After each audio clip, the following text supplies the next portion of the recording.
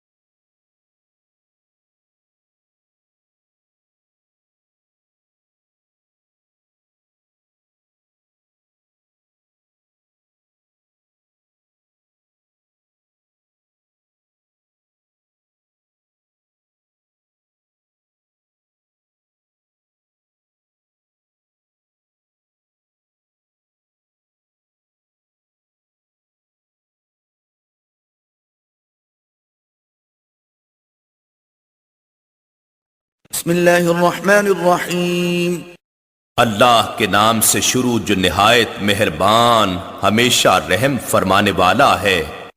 والفجر، اس صبح کی قسم جس سے ظلمت شب چھٹ گئی، ولیال عشر، اور 10 مبارک راتوں کی قسم، والشفع والوتر، اور جفت کی قسم اور طاق کی قسم، واللیل اذا یسر، اور رات کی قسم جب گزر چلے، مراد ہر شب ہے یا بطور خاص شب مزدلفہ یا شب قدر۔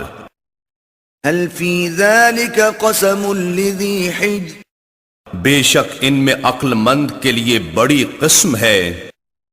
الم تر کیف فعل ربک بعاد، کیا آپ نے نہیں دیکھا کہ آپ کے رب نے قوم عاد کے ساتھ کیسا سلوک کیا؟ ارم ذات العماد، جو اہل ارم تھے اور بڑے بڑے ستونوں کی طرح دراز قد اور اونچے محلات والے تھے، التي لم يخلق مثلها في البلاد، جن کا مثل دنیا کے ملکوں میں کوئی بھی پیدا نہیں کیا گیا۔ وثمود الذين جابوا الصخر بالواد، اور سمود کے ساتھ کیا سلوک ہوا جنہوں نے وادی قری میں چٹانوں کو کاٹ کر پتھروں سے سینکڑوں شہروں کو تعمیر کر ڈالا تھا۔ وفرعون ذي الاوتاد، اور فرعون کا کیا حشر ہوا جو بڑے لشکروں والا یا لوگوں کو میخوں سے سزا دینے والا تھا۔ الذين طغوا في البلاد، یہ وہ لوگ تھے جنہوں نے اپنے اپنے ملکوں میں سرکشی کی تھی، فأكثروا فيها الفساد، پھر ان میں بڑی فساد انگیزی کی تھی۔ فصب عليهم ربك سوط عذاب، تو آپ کے رب نے ان پر عذاب کا کوڑا برسایا۔ ان ربك لبالمرصاد، بے شک آپ کا رب سرکشوں اور نافرمانوں کی خوب طاق میں ہے۔ فأما الإنسان إذا ما ابتلاه ربه فأكرمه ونعمه فيقول ربي أكرمن، مگر انسان ایسا ہے کہ جب اس کا رب اسے راحت و آسائش دے کر آزماتا ہے اور اسے عزت سے نوازتا ہے اور اسے نعمتیں بخشتا ہے تو وہ کہتا ہے میرے رب نے مجھ پر کرم فرمایا۔ وَأَمَّا فإذا ما ابتلاه فقدر عليه رزقه فيقول ربي أهانن لیکن جب وہ اسے تکلیف و مصیبت دے کر آزماتا ہے اور اس پر اس کا رزق تنگ کرتا ہے تو وہ کہتا ہے میرے رب نے مجھے ذلیل کر دیا۔ كلا بل لا تكرمون اليتيم یہ بات نہیں بلکہ حقیقت یہ ہے کہ عزت اور مال و دولت کے ملنے پر تم یتیموں کی قدر و اکرام نہیں کرتے۔ ولا تحاضون على طعام المسكين اور نہ ہی تم مسکینوں یعنی غریبوں اور محتاجوں کو کھانا کھلانے کی معاشرے میں ایک دوسرے کو ترغیب دیتے ہو۔ وتأكلون التراث أكلا لما اور وراثت کا سارا مال سمیٹ کر خود ہی کھا جاتے ہو، اس میں سے افلاس زدہ لوگوں کا حق نہیں نکالتے۔ وتحبون المال حبا جما اور تم مال و دولت سے حد درجہ محبت رکھتے ہو۔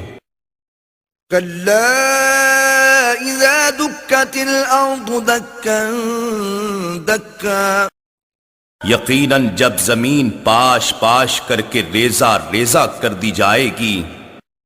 وجاء ربك والملك صفا صفا اور آپ کا رب جلوہ فرما ہوگا اور فرشتے قطار در قطار اس کے حضور حاضر ہوں گے۔ وجيء يومئذ بجهنم يومئذ يتذكر الإنسان وأنى له الذكرى اور اس دن دوزخ پیش کی جائے گی، اس دن انسان کو سمجھ آ جائے گی مگر اب اسے نصیحت کہاں فائدہ مند ہوگی۔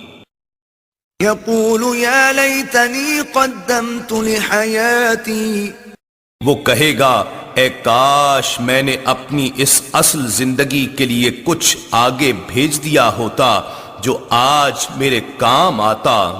فيومئذ لا يعذب عذابه أحد سو اس دن نہ اس کے عذاب کی طرح کوئی عذاب دے سکے گا، ولا يوثق وثاقه أحد اور نہ اس کے جکڑنے کی طرح کوئی جکڑ سکے گا۔ يا أيتها النفس المطمئنة اے اطمینان پا جانے والے نفس، ارجعي إلى ربك راضية مرضية تو اپنے رب کی طرف اس حال میں لوٹا کہ تو اس کی رضا کا طالب بھی ہو اور اس کی رضا کا مطلوب بھی، گویا اس کی رضا تیری مطلوب ہو اور تیری رضا اس کی مطلوب۔ فادخلی فی عبادی بس تو میرے کامل بندوں میں شامل ہو جا، وادخلی جنتی اور میری جنت قربت و دیدار میں داخل ہو جا۔ انا نحن نزلنا الذکر وإنا له لحافظون بے شک یہ ذکر عظیم قرآن ہم نے ہی اتارا ہے اور یقیناً ہم ہی اس کی حفاظت کریں گے۔